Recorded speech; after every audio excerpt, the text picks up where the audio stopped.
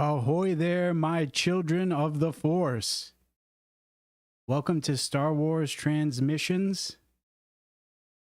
I'm your boy Dan, and today we got another Q&A, which I'm really excited to dive into. This is a fun one. I had a lot of fun diving into these questions and putting them together for you.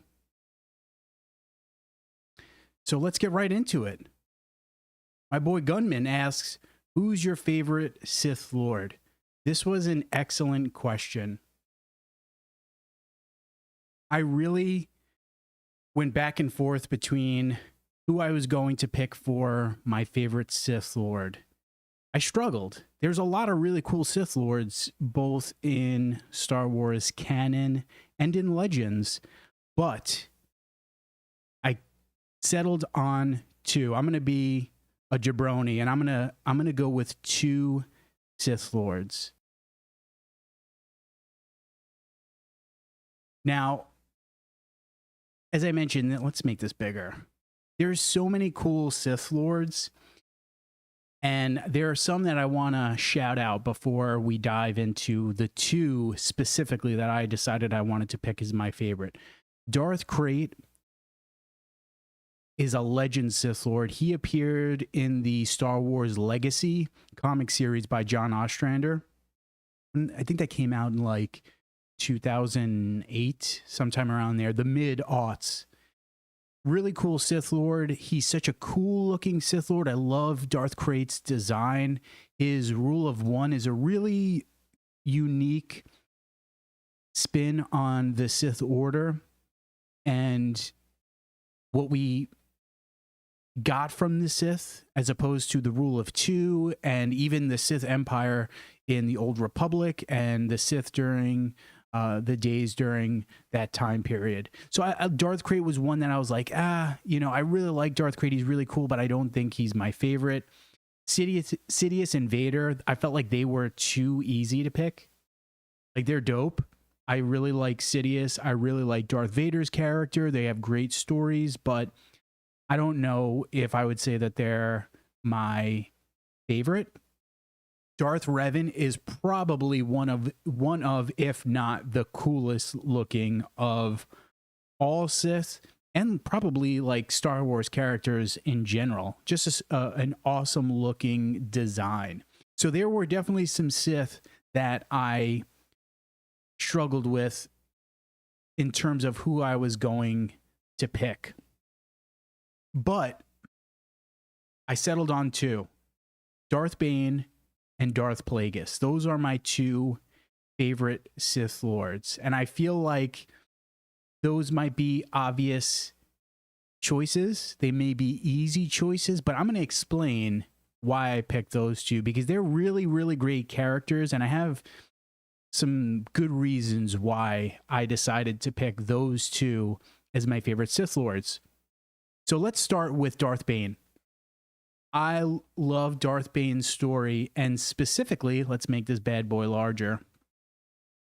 Drew Karpyshyn's Legends trilogy of Darth Bane novels is fantastic. From start to finish, that series of novels is absolutely incredible. And if you've never read them before, I would highly recommend to read them.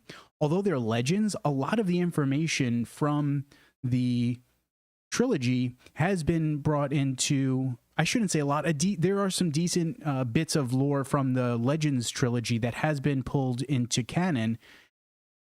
Even still, it's a fantastic series of novels. They're so good. I actually listened to them, the audiobooks of this trilogy, multiple times, because it's fantastic. The narrator, and I'm totally drawing a blank on the narrator for the audiobooks, he does a fantastic job. The production in the audiobooks is fantastic. So yeah, I cannot recommend the Darth Bane trilogy enough. It's so good. They're probably one of my favorite novels in both canon and Legends. They're really, really excellent. And the trilogy consists of 3 novels, obviously. The first one being Path of Destruction, Second one is called Dynasty of Evil, and the third one is aptly called The Rule of Two. And we get a really deep and rich background dive on Darth Bane's life. We learn about the inner workings of the Sith Order during his time, how Bane destroyed them, how he created the Rule of Two. We get to meet his apprentice, Darth Zana, and we get to learn about his time training Zana. On top of that, we even learn about how Bane bit off some dude's thumb during the novels. It's I remember the moment in it's in the first one, Path of Destruction, where Bane bites off this dude's thumb.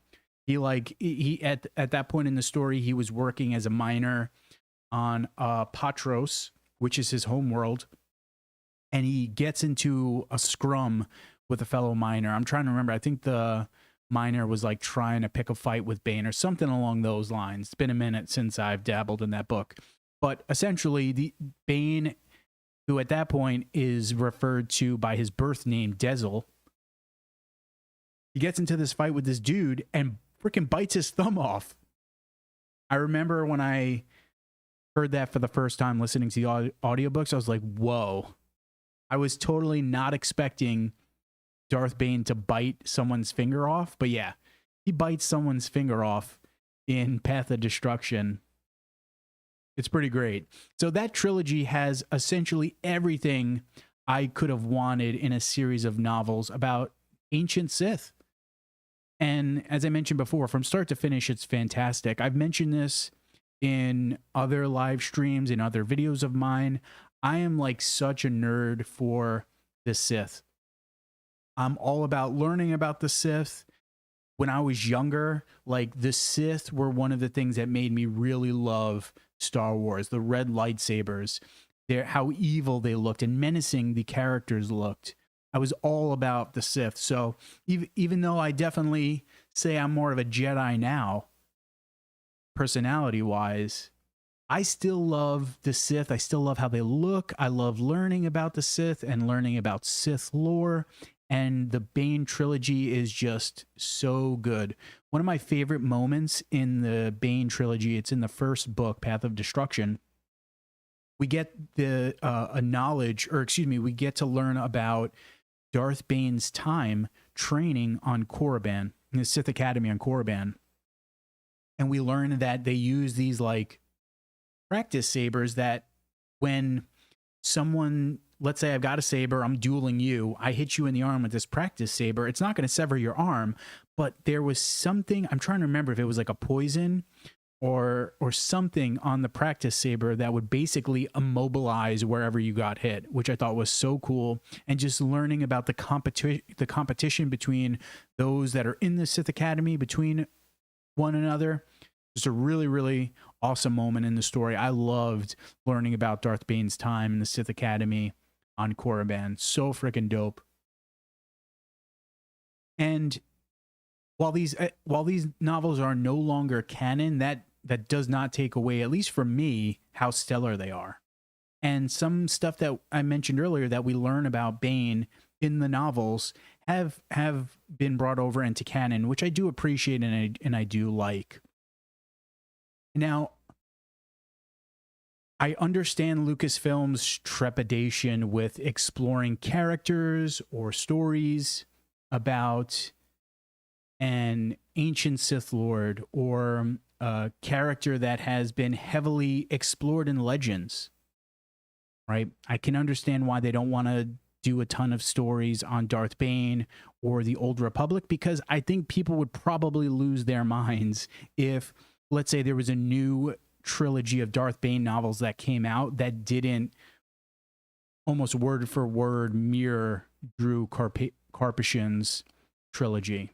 So I can understand why Lucasfilm has been hesitant to create stories about Darth Bane, to create novels about his life, because it's kind of a lose-lose for Lucasfilm. With that said, how freaking amazing would it be if we got a canon cartoon or a live action show, a novel, a comic? I'll take anything at this point that dives into Darth Bane's life and explores his time as a Sith Lord, because I'm pretty sure in canon, his birth date is the same as it was in Legends, or it's like right around the same time. So the fall of the Sith Order is 1032. So that's when Bane was alive, 1032 BBY. So about a little over 1,000 years before the Battle of Yavin. So I would love if we got any sort of canon story that dives into that time period, Bane's life, him reorganizing the Sith Order, him becoming a Sith Lord before that, maybe even learning about how he trained Darth Zana, because in canon, Darth Zana is his apprentice. So I would love that. I'm hoping that with the Acolytes release, which we know is going to be about the Sith and how they infiltrated the Sith Order during the waning days of the High Republic, that we're going to get some information in that show on Bane's life and Bane's teaching and regarding the Rule of Two, which I think we will. I'm crossing my fingers that we will, at least, because that would be so dope. Aside from that, and all this stuff that we've discussed about Bane, another reason why I'm a big Bane fan is because of his canon design and his look in canon. That is so freaking dope. So as I mentioned earlier, how menacing and evil the Sith looked was one of the reasons why I love Star Wars so much. And I love Bane's design. And we got to see this design in the Clone Wars in season 6. Was it episode 12 of that season? I'm trying to remember. It's the finale of that season. I love that arc. Essentially, in that arc, Yoda is on a journey and he's learning how to essentially become a Force ghost, how to commune from the nether realm of the Force with those that are alive. And during this journey, he winds up going to Moraband, which is the Sith homeworld. In canon, the Sith homeworld was Korriban. In Legends, I should say, the Sith homeworld was Korriban. In canon, the Sith homeworld is Moraband. And a little trivia nugget for you: the reason why the name was switched was because of George Lucas. With the Clone Wars, he thought people would get confused if the Sith homeworld was called Korriban. He thought people would confuse that with Coruscant. So he decided to switch up the name to Moraband. And so in this arc in the Clone Wars, Yoda goes to Moraband. He winds up going to this Sith temple or tomb, we'll say, and he interacts with the ghost of, or like specter of, Darth Bane. Yeah, Sith can't be Force ghosts, so it's like a specter, so to speak, of Darth Bane. And this is how he looks, and he just looks so dope. Like, he's got this, like, it's kind of like a Japanese samurai sort of a look. It's just so freaking dope. I love his design. I would love to see, like I said, a cartoon or a comic where we get to see Bane dressed like this. Oh, it would be so freaking sick. So yeah, I'm a big fan of Darth Bane. He's one of my favorite characters, one of my favorite Sith, and he's a character that I really hope we're going to get to explore more in canon as time goes on. Now, for my second pick, I got to go with Darth Plagueis. And my reasoning for picking Plagueis as another favorite Sith Lord of mine kind of falls in line with my reasoning for picking Bane, because of the Plagueis novel. Now, although that novel is Legends, like with the Darth Bane trilogy, a decent amount of that novel has become canon, or I should say, things that are mentioned in that novel found their way into canon stories. Even still, even if none of it wound up coming into other canon stories, and it was all Legends, I would still say it is one of my favorite Star Wars books. It's so good. It's a fantastic novel, and it gives such great insight into Plagueis's life into his training of Darth Sidious, and just seeing how these two Sith Lords were able to work from the inside to corrupt and destroy the Republic and the Jedi Order, and really compounds what we see in the prequels. It is so good. It's, from start to finish, is fantastic. I cannot recommend the Plagueis novel enough. It's excellent. And James Luceno wrote the Plagueis novel. And so not only does that novel give us some stellar Darth Plagueis moments, but we also get some incredible moments with Darth Sidious. So in the novel, it's early on in the book. I think it's like within the first 10 to 15 chapters of the book. It might even, actually, you know what? I take that back. It's earlier than that. We learn that Plagueis' master, Darth Tenebrous, had an apprentice named Darth Venomous, who Plagueis wound up beating in a duel. Plagueis then kept him alive for decades and conducted experiments on him. So Sidious and Plagueis were both obsessed with the idea of immortality. And Plagueis spent a huge chunk of his life doing these experiments on the Force experiments and midichlorian experiments to try to unlock the answer to immortality. And a lot of those experiments, if not the vast majority of them, were done on Darth Venomous. So it's awesome to read about that in the Plagueis novel. We also get information on Plagueis' training of Sidious, which is dope. So again, early in the novel, there's a chapter that discusses how Plagueis took him to his homeworld of Megiddo, the Mune homeworld of Megiddo, because Plagueis is immune. And that's a frigid, cold planet. And Munes are unaffected by the cold. Sidious being a human, though, obviously he's going to be affected when exposed to the planet's frigid and freezing temperatures. And so what Plagueis did to him, Plagueis went to the top of this mountain and basically said, you need to climb to the mountain. I'm going, basically deprives him of food and water, and makes Plagueis climb to this mountain to prove that he's worthy of being a Sith Lord. And I'm trying to remember, I think at one point Plagueis tells Sidious, like, if you die along the way, it's just proof that you're not worthy of being a Sith Lord. Once Sidious gets to the top of the mountain, Plagueis kind of like does this like Force doppelganger thing, kind of like what Luke Skywalker did in The Last Jedi, where he kind of projects himself. Because Sidious at that point was like fuming. He wanted to kill Plagueis for what he put him through.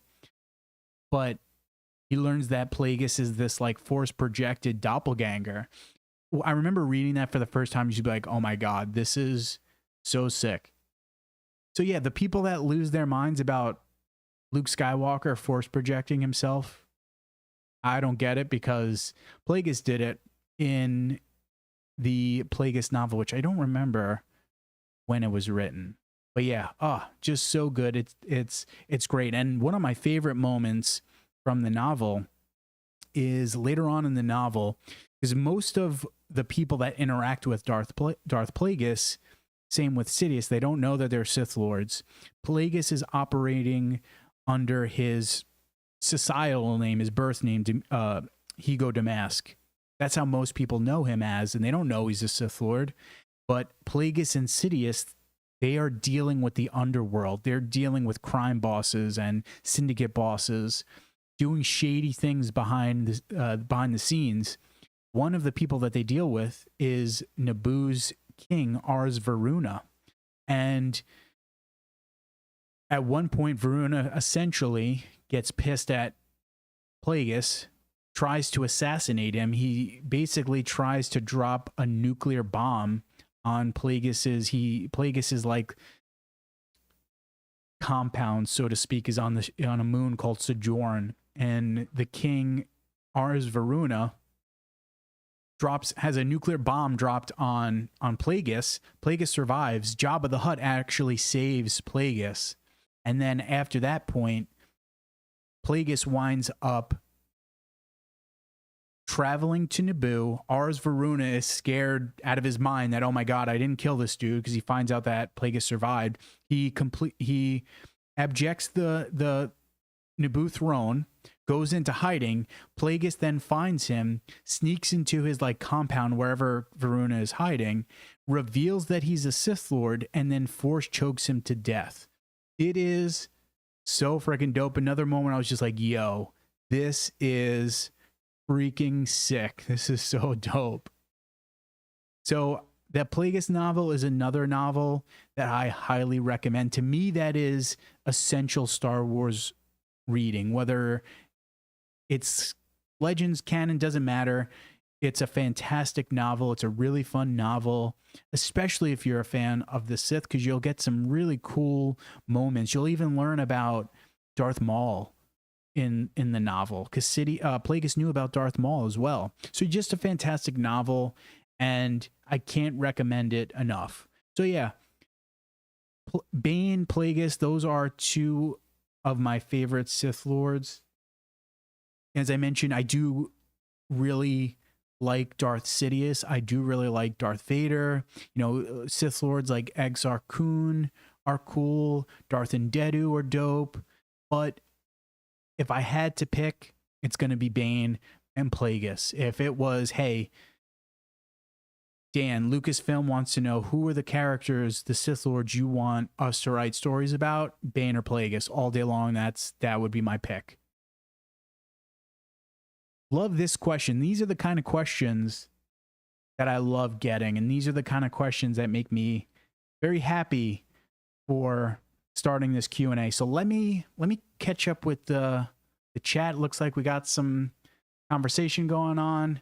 Nicholas, welcome to the chat. Sonia, welcome to the chat. Glad to see you're here. Bull Run, my man, welcome to the chat. So Bull Run, the novel sort of felt rushed to me, so I'm assuming you're referring to the Plagueis novel. Interesting that you say that. One thing I forgot to mention, let me see if I could find image quickly for you guys. In the Plagueis novel, because Darth Sidious, like we learn in Revenge of the Sith, Sidious winds up killing Plagueis. And we get to see that actually play out in the novel. It's so freaking dope. And yeah, that is like a moment when I read it, I was just like, oh my God, this is fantastic. I love that it's helping to make the information that we got in Revenge of the Sith hold that much more weight and feel that much more impactful, and really just help expand upon what we got in Revenge of the Sith. So yeah, love the Plagueis novel. So yeah, Bane and Plagueis, those are going to be my picks for favorite Sith Lords. I do this too often. I'd start going on my soapbox tangents, and I forget I got images to share with you guys. All right, let's get to our next question. This question made me chuckle when I read it. I was like, should I answer this question? I was like, you know what? This is a fun question. So Core asks, what Star Wars videos, movies, games do you recommend me to watch during a weed / LSD trip? I'm sure YouTube is probably going to flag this damn video after this question, or the algorithm is going to do something so this video doesn't make the rounds. But even still, I think this is a fun question that I want to answer. Now, let me preface this by saying I'm a nerd. I'm a dork. I don't smoke. I don't do any kinds of drugs. I hardly even frickin' drink these days. With that said, though, your boy did get down with smoking the devil's lettuce back in the day. Did. And when I did, I usually wanted to smoke and watch something fun. So let's talk about some fun Star Wars stuff to watch when you're high or when you're inebriated, because there's some really cool Star Wars stories to dive into when you're stoned to the bone. So the first thing that came to mind when I was thinking about this question was, without even second guessing, I want to watch the Siege of Mandalore arc in season 7 of the Clone Wars. That was like immediately the first thing that popped into my head was, I want to watch Siege of Mandalore. The Siege of Mandalore, those 4 episodes that comprise the final 4 episodes of the Clone Wars are fucking fantastic. Some of the best Star Wars storytelling we've ever gotten. It's so freaking good. There are moments where I want to like jump for joy. I want to like fist pump. There are moments that have me on the edge of the seat. There are moments that literally make me cry no matter how many times I watch it. It's so good. There are sick battles, sick duels. It is just great. It's top tier storytelling. And again, just has some of my favorite moments in Star Wars. Ahsoka dueling Darth Maul, or Maul, I should say, because at this point, formerly Darth. Just fantastic. Rex, freaking his inhibitor chip going off. Nearly killing Ahsoka during Order 66. Oh, just heartbreaking. The final like 3 minutes, because I think it's like a 3-minute scene, might be a little bit longer, of that episode, of the final episode, the finale of the Clone Wars, is grueling. It is an absolute gut punch. If you haven't watched it, I'm going to spoil what happens for you. If you haven't watched it, shame on you. The ship that Ahsoka and Rex are on, it goes down. The Star Destroyer, I should say, goes down. All the clones that are aboard that ship die. So all of Rex's fellow clones, these people that he and Ahsoka have fought along all these years, are dead. And we see Ahsoka and Rex have buried them. And then we see Anakin has turned full Darth Vader. And not only has he become Darth Vader, but it is machine version of Darth Vader. He returns to that moon where the Star Destroyer crashes and Rex and Ahsoka buried all these troops. Ahsoka left her lightsaber behind to fake her death, and Darth Vader finds Ahsoka's lightsaber. All the while, this music is playing that is incredible, and it is an absolute gut wrench. That moment is like one of the biggest tear-jerking moments for me in all of Star Wars. It's so good, and it's so heartbreaking at the same time. So Siege of Mandalore, that is absolutely, like I said, that's top tier Star Wars telling for me, and I feel like, dog, that's got to be a fun ride to be on when you're stoned, because man, that is a roller coaster ride of emotions, those 4 episodes. Now, sticking with Star Wars, we got to talk about Star Wars, or cartoons, excuse me. Got to talk about Star Wars Rebels. Love me some Star Wars Rebels, and there is some fantastic Rebels episodes that I think would be really fun to watch stoned. There is, in season 2, it's episode 18, called the Shroud of Darkness is the episode's name. Such a fun episode. Ahsoka, Ezra Bridger, Kanan Jarrus, they go to a Jedi temple on the planet Lothal. And in that episode, we see a holocron that Kanan had, that Anakin had created. And we learn that Ezra was using that holocron to basically learn how to lightsaber fight like Anakin, which is so dope. So we get that. We get to see Kanan get knighted by the frickin' Grand Inquisitor. We get to see Ezra speak to Yoda. It is so frickin' incredible. Another one of my favorite moments in Star Wars storytelling. It's fantastic. So that's another episode that I would highly recommend checking out if you haven't, or revisiting, because it's fantastic. Sticking with season 2 of Rebels, Twilight of the Apprentice, part 1 and 2. Dear God, again, top tier Star Wars storytelling. This 2-part story is fantastic. Ezra, Kanan, Ahsoka, they travel to Malachor 5 or Malachor 4. I'm forgetting which Malachor it is. I think it's Malachor 5. They travel to Malachor 5 because Yoda tells Ezra back in, I think it was back in episode 18, Shroud of Darkness, travel to Malachor. The answers on how to defeat the Sith are there. And they travel there. They find this Sith temple that is basically, surprise, surprise, a weapon of mass destruction. This crazy weapon that the Sith use, and there was this ancient battle there between the Jedi and the Sith, and we learn that essentially this weapon destroyed everyone during this battle and turned them into ash. It's wild. But we get to see Ahsoka, Kanan, Ezra, and Maul fight 3 Inquisitors.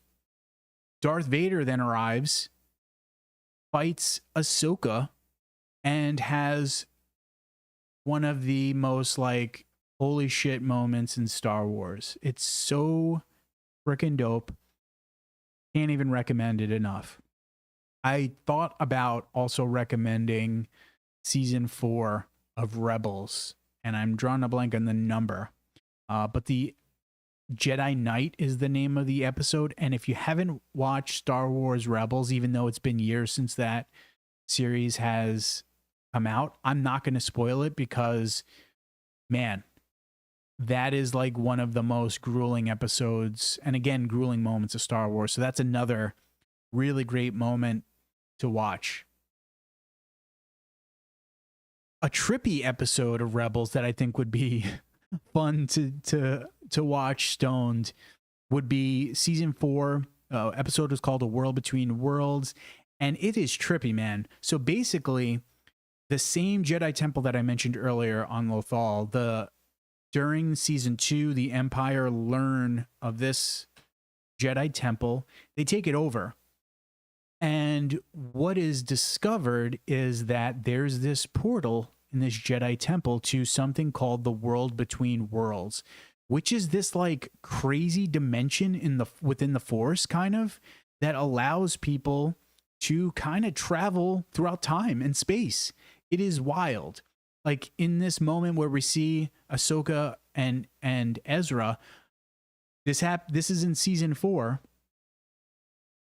Ezra in season 4 rescues Ahsoka from season 2.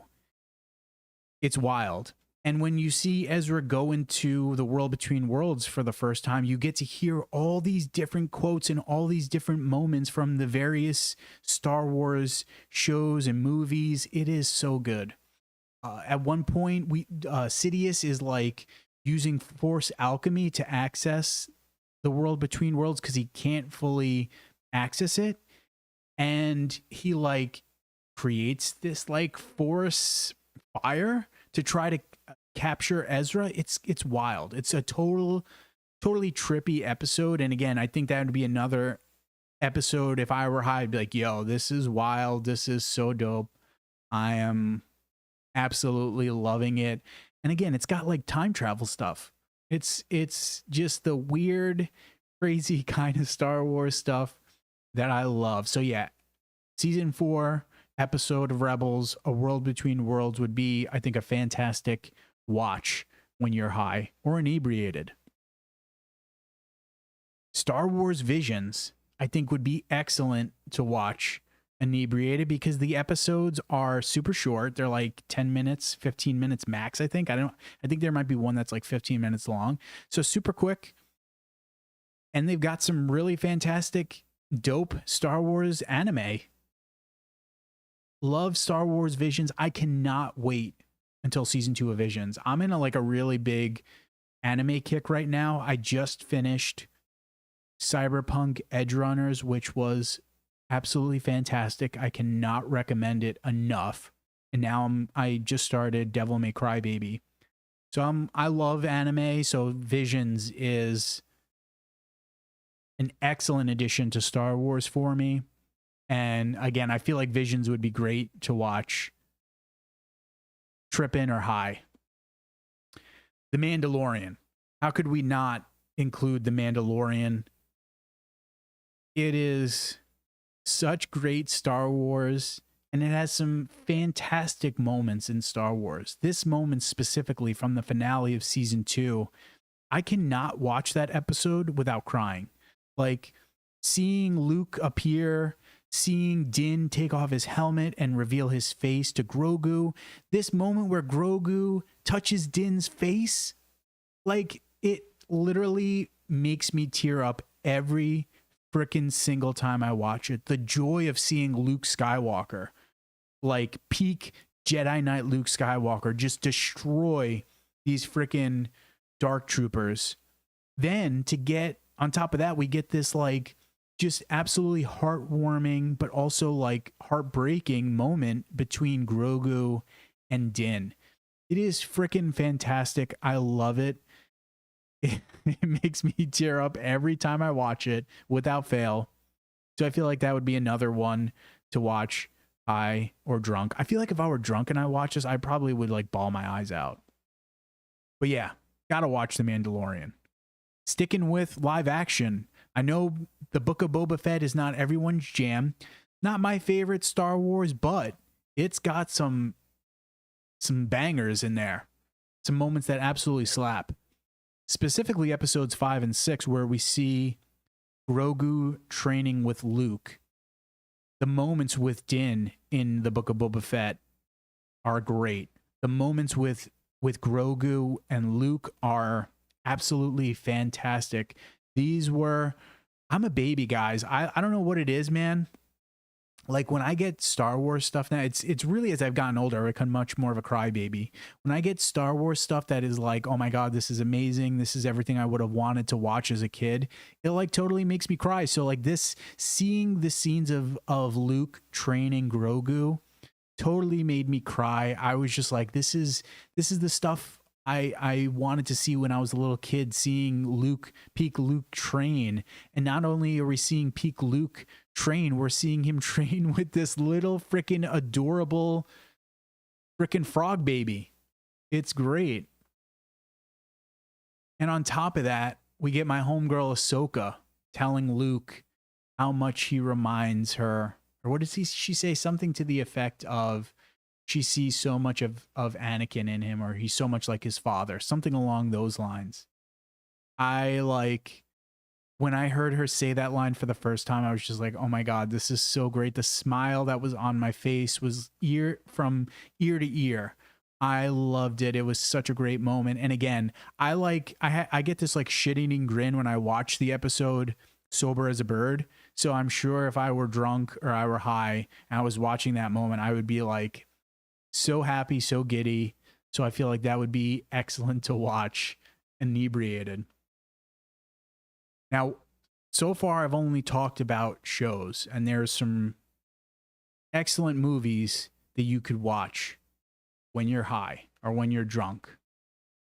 But, oh, there's one I completely forgot. Hold on, I'm jumping the gun here. I know Obi-Wan Kenobi isn't everyone's jam. I know that. It's got moments in there that I'm like, I don't know how I feel about it, but it has moments in that show that are incredible. The finale is incredible. This moment where Darth Vader tells Obi-Wan, you did not kill Anakin, I did. Just gut-wrenching, seeing Yoda or Obi-Wan tearing up, overwhelmed with emotion. Oh, just incredible. So that's another one. All right, now on to movies. This was an easy pick for me because back in my college days, I used to like to roast a bone or two, get high, and watch Star Wars. And the movie that I would typically get high and watch was Revenge of the Sith. That was like my go-to movie, Revenge of the Sith. I'd smoke a little, and then I'd put on Revenge of the Sith and buckle up for one hell of a ride. To this day, I remember the first time I watched that movie stoned. It was like midnight. by myself. I'm like, I used to stay up till like 4 o'clock in the morning when I was in college. I'm like, it's like 4 hours until bedtime, man. I need, let's kill some time here. So I put on Revenge of the Sith, smoked a little, and I was like floored watching it. So the part of the movie that absolutely shook me, and to this day, I love this scene because of when I watched this movie stoned. So the scene where Anakin has just learned that Palpatine is a Sith Lord, he tells Mace, Palpatine is the Sith Lord we've been looking for. Mace, Saesee Tiin, Kit Fisto, and who am I forgetting? Oh, who's the other guy? Oh, it's not Eth Koth. Why the hell am I drawing a blank on my homeboy Zabrak right here? What's his name? Help me out in the chat. I'm drawing a blank on his name. Saesee Tiin's right here. We got Mace, we got Kit Fisto, and I can't remember who this guy is. Anyway, right? They're going off to fight or to arrest Palpatine, and Anakin is ruminating and he's struggling with what to do. He knows that Palpatine is a Sith Lord and the right thing to do would be to arrest him or possibly kill him, but he's struggling. And on top of that, the music that plays during this moment is so eerily beautiful and just bone chilling. It's incredible. And on top of this music, you hear Sidious speaking to Anakin through the Force, like straight up. To this day, that still gives me chills, this scene. And it's quick. It's maybe 30 seconds, maybe a minute max, but it is such an emotionally impactful moment and just done, I think, so well. And then obviously we know what happens after. But oh man, it is just incredible. So yeah, being stoned to the bone, watching this movie is a treat and a joy. And I think that would be a really fun one to revisit. Like I said, I don't smoke anymore. I don't ever do any other drugs. But I feel like some other YouTuber, if any other YouTuber is listening and you do imbibe and smoking some ganj, do a live video, where you smoke and watch Revenge of the Sith, because I would watch that. I think that would be interesting. And I don't usually watch people like watching stuff or their like reaction videos, but I would watch that. That would be kind of interesting to see. All right, moving on to our final question. Let me actually make this a little, there we go. This was a fun one. Blood Knight asks, do you think Leia would be a strong user of Vapad and would be able to also master it? Now, before I delve into this question, I want to provide some information about Vapad and what it is, in case you're not familiar with it or you're not entirely sure with what Vapad actually is. So, Vapad was one of two primary disciplines of Form VII lightsaber combat. So it was the seventh form of lightsaber combat. Form VII was also known from time to time as Juyo, which was the other variant or other discipline of Form VII. And it was also known as the Ferocity Form because it was considered the most aggressive and unpredictable form of lightsaber combat. Both Mace Windu and Depa Billaba were the only known masters of the Vapad variant of Form VII in the Jedi Order that hadn't fallen to the dark side. Depa Billaba mainly used Form 3 in close quarters combat, which focused more on defense rather than attack. So she did dabble with Vapad and was able to master it, but she did not always use it. Mace Windu, though, he used Vapad a lot. Now, the Juyo variant of Form 7 was prevalent among dark side adepts. I always do this. I always forget to show you, to move along in the images I have for you guys. So Darth Maul was one such individual that used the Juyo variant of Form VII. The Grand Inquisitor was another individual that used the Juyo variant, and it was an intensely aggressive form that required the practitioner to actively draw upon their anger and negative emotions to fuel their relentless assault. So that is a very, very aggressive, very, very emotional based form of lightsaber combat. Juyo likely originated sometime around the earliest days of the Jedi Order.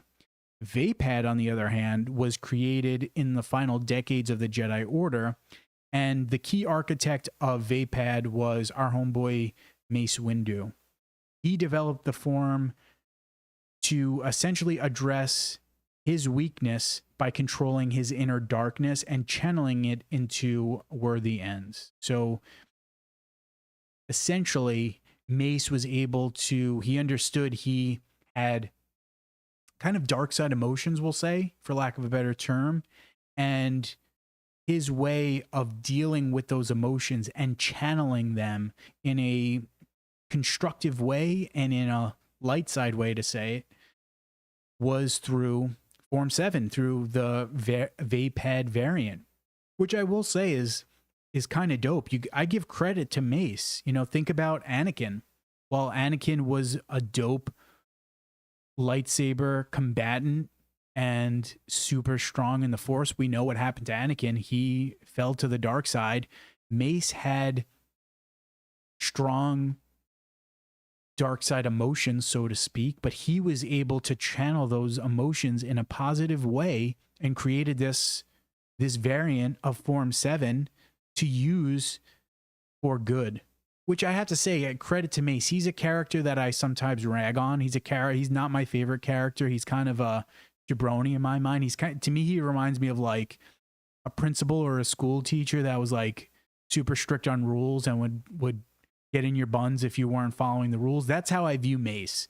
So Mace is one of those characters where I'm like, he's not my jam, but I will say I can respect that our boy created Vapad and realized, hey, I've got some emotions, some dark side emotions and feelings, and why don't I channel those in a constructive way and don't let those emotions overpower me so that I fall to the dark side. So I will say that's one thing that I will give Mace Windu credit for, and one feather in his cap that I think is pretty dope.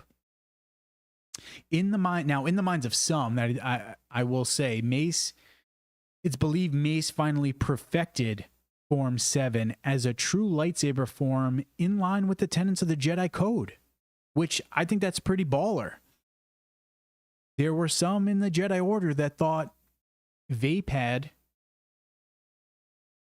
was a form of lightsaber combat in line with the tenets of the Jedi Code, which I think to some degree kind of is the case, right? Think about what I was just saying. Mace knew he had these dark side emotions, and instead of allowing those emotions to push him to the dark side, he used them to be able to fight the dark side, which I will say is pretty dope. Now, compared with other lightsaber forms, which directed warriors to master their emotions, Vapad's approach was dangerous. Again, where you're touching on dark side emotions to be able to utilize this form of lightsaber combat.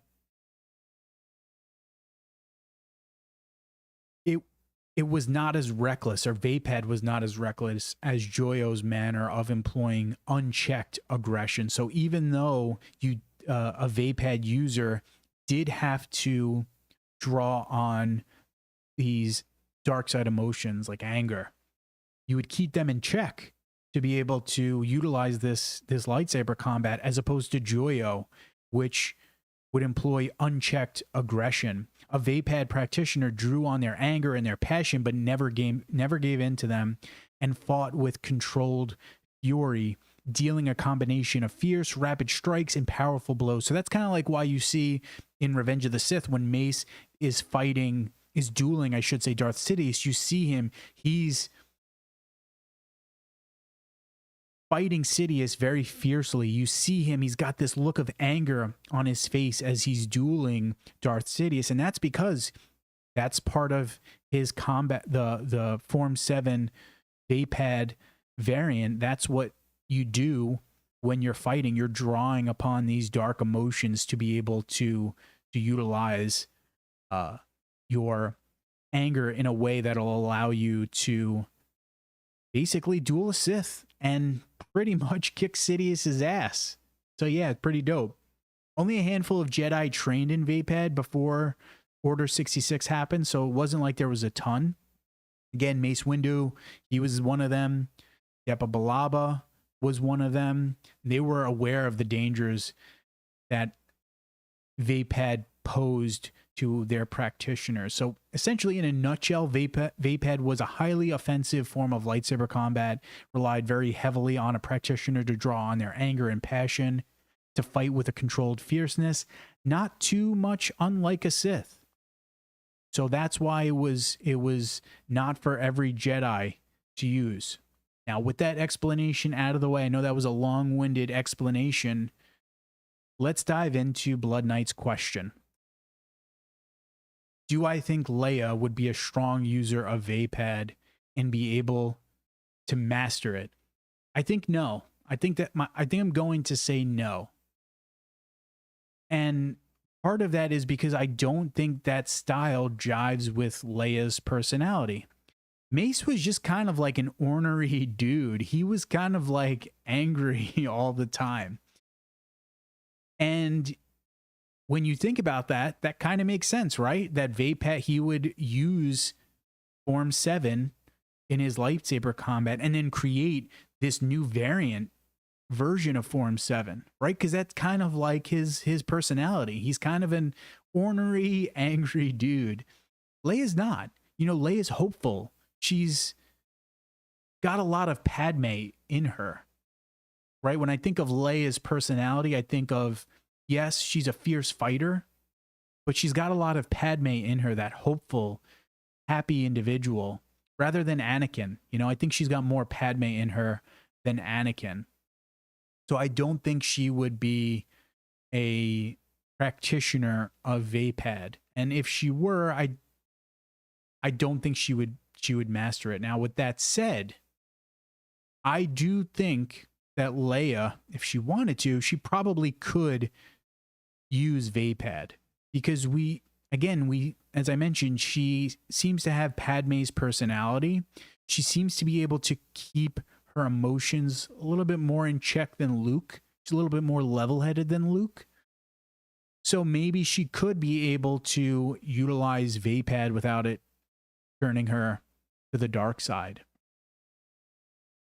If she were to dabble in Vapad, I should say. But my thought would be that Leia would utilize the same lightsaber form that Luke uses, especially since Leia trained with Luke for about a year.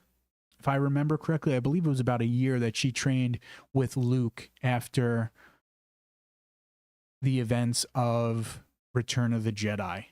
So she didn't have a lot of time that she trained as a Jedi. So my thought would be, hey, during that time, she's got to learn about the Force. She's got to learn about lightsaber combat.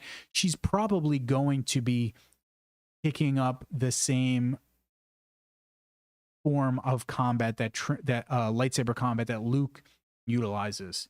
Now in Legends, Luke used Form 5.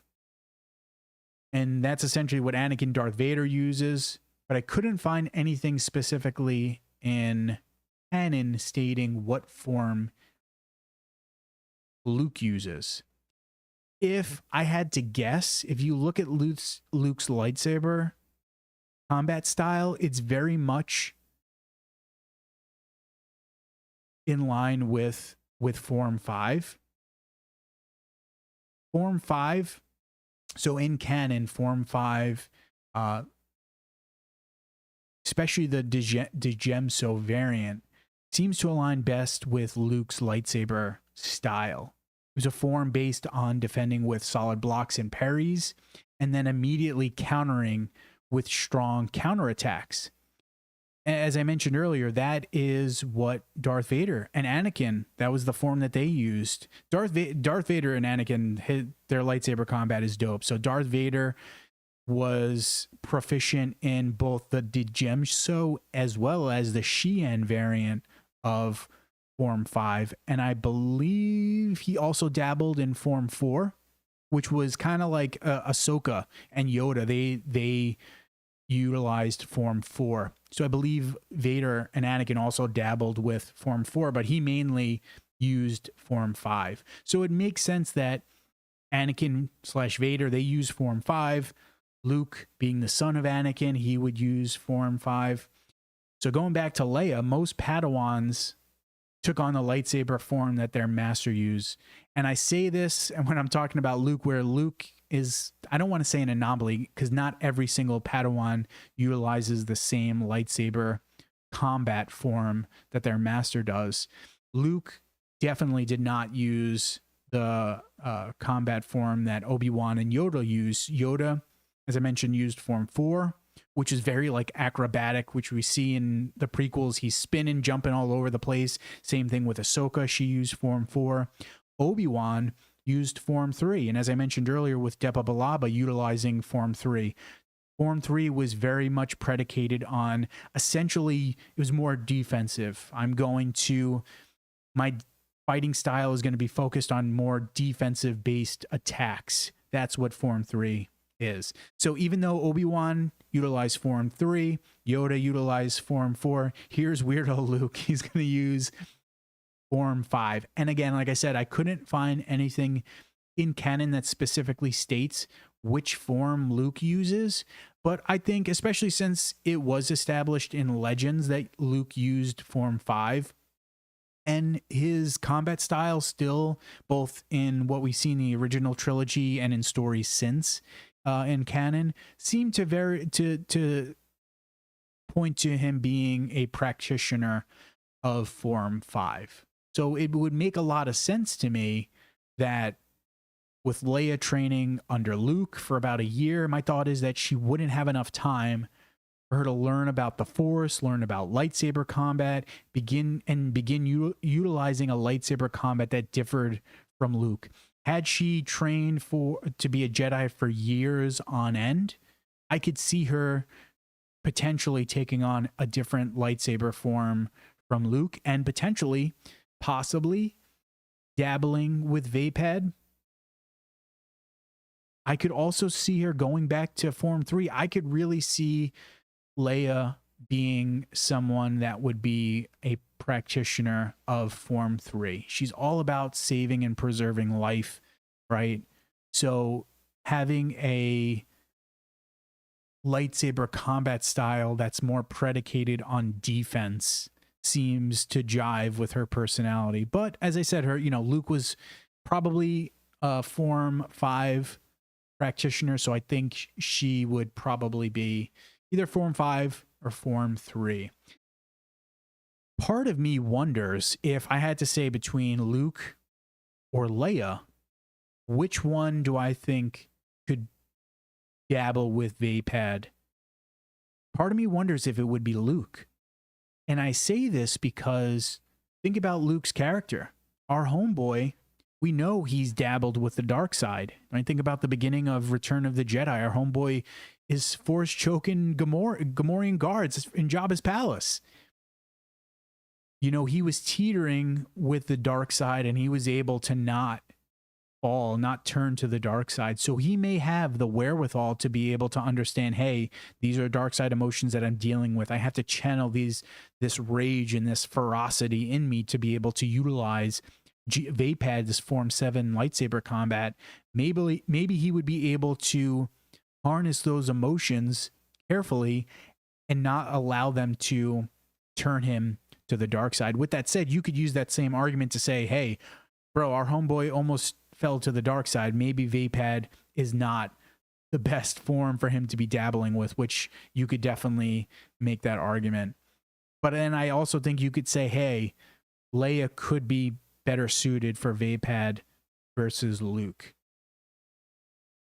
It's a very good question. I really like this question. the more I thought about it, the more I was like, I don't think she would be a good Vapad practitioner. I don't think she'd be able to master it. Then in 1 second, I'm like, maybe she could. That's the stuff I love about Star Wars. This is like the nitty gritty stuff that I love about Star Wars. And I love nerding over, right? There's no right or wrong answer. You could think that Leia would be the most baller Vapad practitioner out there. And hey, that would be your right to have that opinion, right? I can't say no because we don't know. She was never a practitioner of Vapad, so we don't know. Maybe she would be. But that's the stuff that I love nerding over and picking apart and digesting and talking about. These nerdy lore bits of information are just a ton of fun. So man, those are some fun questions. I'm like kind of hungry. That seems to be my MO. I should learn that, hey, eat before you freaking do these streams, dum-dum. But I think this is a good stopping point. I had a lot of fun with these questions. So before we dip out of here, let me catch up with the chat, see if you guys have any questions or any comments that I couldn't address during my rambling. All right, so Bull Run says, going back to Leia's training, I don't think so. So referring to her being a practitioner of Vapad and being able to master it. I don't think so. Again, Leia ended her training in the middle. Yeah, so as I mentioned, she ended her training fairly early on during her training. So yeah, I don't think, I kind of agree with you. But you never know. Bull Run adds. Could have become part of the dark side user, so I don't think so. She could have in, well, no, that was Luke, I'm sorry. In Legends, what is it, the Dark Empire, I think it's called. Which I have to say, I think that comic, graphic novel stinks. Not a comic I would recommend. It came out in the 90s.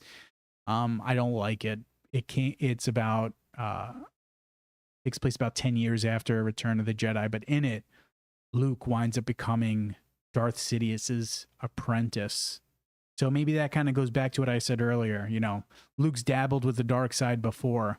Maybe he wouldn't be the best practitioner of Vapad. Although, if I remember correctly, I think Luke became Darth Sidious's apprentice as a way to get close to him to kill him. I'm trying to remember. It's been a hot minute since I read that graphic novel. But yeah, that one's kind of a dud. Not really a fan of it. Tim Jerkovic says, my favorite is Maul. Maul's a great character. Maul is, let's go back to our homeboy Maul. Maul is one of those characters, like I remember when I first watched the Clone Wars for the first time and we learned that Maul has returned. I was like, yo, what the hell? Like, how did our boy survive? And I'm so glad that he did. I'm so glad that they brought Maul back because Maul really became an excellent character, kind of a sad character, knowing what Sidious did to him. But yeah, Maul's a great Sith. I could understand why he would be someone that could be a favorite Sith Lord. When I remember when the Phantom Menace first came out, I was like obsessed with Maul. I was obsessed with his lightsaber. My my best friend in middle school and high school, he was also a huge Star Wars fan, so we would buy those like old school, I think they were Hasbro lightsabers where they kind of had like the plastic that would extend. I had Darth Maul's double-bladed lightsaber, and he was a big Obi-Wan fan, so he had Obi-Wan's lightsaber, and we would duel, and I would even try to like mimic, like there's the moment when Darth Maul is just about ready to start dueling Qui-Gon and Obi-Wan in the Phantom Menace, where he does this like, I don't know what you would call it. It's like not a flip, but he like kind of like tumbles and throws his legs in the air and kind of sort of like spins and flips. Like I was agile and athletic enough back then to do that when I was dueling my friend with our fake lightsabers. So yeah, Maul is a sick character. He was a character I really loved when I was little, so I could understand him being a favorite. But my friends, this was a good and fun Q&A. I love talking about some Star Wars. I think for right now, I think I'm going to keep doing the Q&As on Wednesday. This seems to be a good time to do it just because it's typically what Danny Girl and I were doing during Obi-Wan Andor. We would stream on Wednesday. So I think I'm going to keep doing it on these streams on Wednesdays. And then once we just got a new trailer for The Bad Batch. It's dropping January 4th, right around the freaking corner, less than a month away. Once The Bad Batch drops, I'll go back to doing streams on Wednesdays, to breaking down those episodes. And then probably we'll do like Mondays again for the Q&As until the Bad Batch finale. So that's a good place to leave it, my friends. If you have not, now is the time. Like this video. Let me know down in the comments how much of a knucklehead you think I am, how much you disagree with stuff that I said. If there's anything you said that I said that you did agree with, let me know in the comments. I love hearing from you guys. Love knowing your thoughts on stuff. It's always great to talk to fellow Star Wars nerds about Star Wars. So let me know down in the comments your thoughts. Like this video, subscribe to Star Wars Transmissions, you knuckleheads, if you have not. Always appreciate the love that I get from you guys.